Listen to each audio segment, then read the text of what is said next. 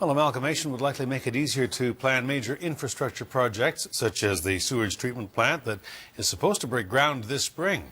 It will serve the entire region, but it will be built in the township of Esquimalt, and even after months of negotiations, Esquimalt and the CRD still cannot come to terms on the deal. That the township blames Esquimalt blames the CRD for that. CTV's Aaron Glazier joins us now, live with more. Aaron.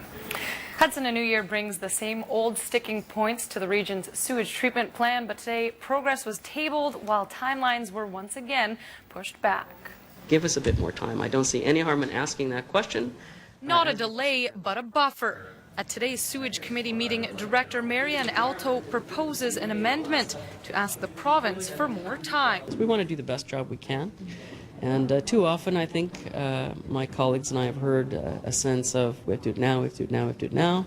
Alto says the region is now under the gun, and she's worried rushing to meet deadlines might harm the project. We still have a lot of questions around what we're going to do with the product of the treatment. We still have a lot of opportunities to learn from other jurisdictions about some really innovative ideas. Opposed?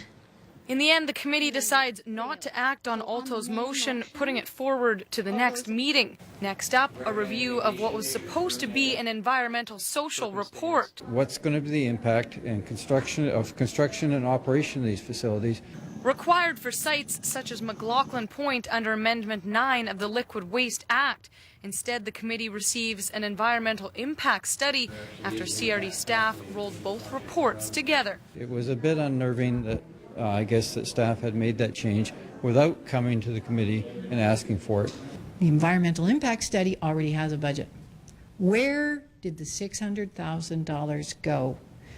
And who made the decision? Because money decisions are our decisions.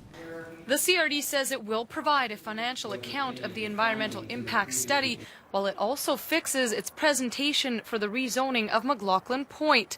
Monday night, Esquimalt Council rejected the CRD's latest version of Bylaw 2806, still at odds over how high the building would be and how far back from the water it would be built. Council also requested a visual representation of the plant to take to the public. The more they can see what they're being asked to weigh in on, the more clear their direction or observations to us ultimately will be. All as CTV takes requests for proposals in hopes of keeping the plan on track to break ground this spring.